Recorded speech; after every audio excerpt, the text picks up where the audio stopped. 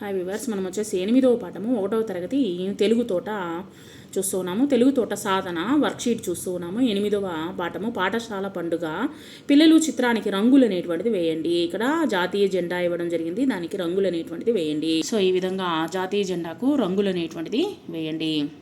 తర్వాత డంకాలపై ఉన్నటువంటి అక్షరాలను అవే అక్షరాలతో జతపరచండి. సో ఇక్కడ ట, డ, ద, ద, నా అనేటువంటి అక్షరం ఇవ్వడం జరిగింది, వాటితో మీరు జతపరచండి. సో ఈ విధంగా జతపరచండి. చిత్రం చూడండి. పదంలోని ట, డ, నా, ద, ద అక్షరాలను గోళం చుట్టండి, గళ్ళలో రాయండి.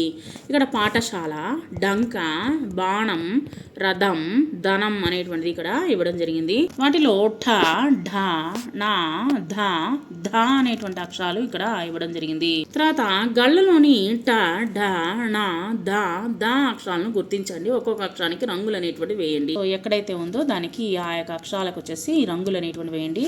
అక్కడ ఇచ్చినటువంటి బొమ్మ వచ్చేసి డంక. ఇక్కడ చిత్రం పదం అనేటువంటిది జత చేయండి. డంక ఎక్కడుందో, రథం ఎక్కడుందో దానికి జత చేయండి. సో ఈ విధంగా జత చేయండి. తర్వాత పిల్లలు ట, డ, న, ధ, ద అనేటువంటి అక్షరాలని కలుపుతూ బాలుడు పాఠశాలను చేరడానికి దారి అనేటువంటిది చూపించండి.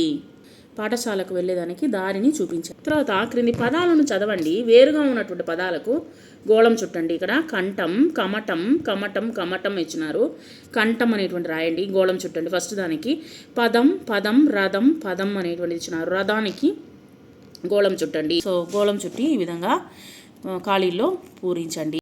తర్వాత క్రింది 2 గళ్ళలోని అక్షరాలను చదవండి. ఒకే రకమైనటువంటి అక్షరాలకు రంగు అనేటువంటి వేయండి. సో 2 గళ్ళలోని అక్షరాలకు చదివి ఈ యొక్క ఒకే రకమైనటువంటి అక్షరాలని ఈ విధంగా గళ్ళు అనేటువంటిది రంగు అనేటువంటి వేయండి. తర్వాత చుక్కలు కలుపుతూ రాయండి. కంఠం, రథం, ధనం. ఈ విధంగా రాయండి. కంఠం, రథం, ధనం. తర్వాత చిత్రాల ఆధారంగా గళ్ళలో పదాలు అనేటువంటిది రాయండి. సో ఇక్కడ పదం, రథం.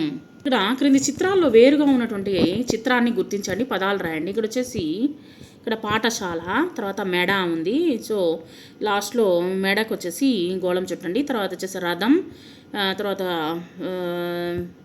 ఇక్కడ వచ్చేసి పదం, తర్వాత వచ్చేసి దీనికి గోళం చుట్టండి. సో ఈ విధంగా రాయండి. పదం అంటే దారి. తర్వాత క్రింది గళ్ళలోని అక్షరాలను చెప్పండి, రాయండి. ఇక్కడ ఇచ్చినటువంటి వాటిని మీరు రాయాల్సి ఉంటుంది. తర్వాత ఇక్కడ చూడండి. ఢ, నా, ధ, ద, అం, క, రా, ట అనేటువంటి అక్షరాలు ఇవ్వడం జరిగింది. 3, 4 అక్షరాలు ఏమిటి? The, the.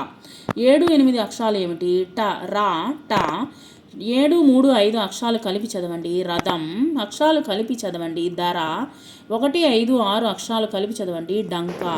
తర్వాత పట్టికలోని అక్షరాలను ఉపయోగించి పదాలు అనేటువంటిది రాయండి. ఇక్కడ ఇచ్చినటువంటి అక్షరాల ఆధారంగా రాసినటువంటి పదాలు గంప, డంక, బంక. చిత్రాలు చూడండి, పేర్లు రాయండి. మెడ, ధనం. సరే, నేను వచ్చేసి మెడ అని చెప్పాను. కంఠం, కంఠం అనేది రాయాలి, మెడ కాదు, కంఠం. గీతలో అందంగా రాయండి. రథం, ధనం, గణగణ. ఈ విధంగా రాయండి, అందంగా రాయండి. రథం, ధనం, గణగణ.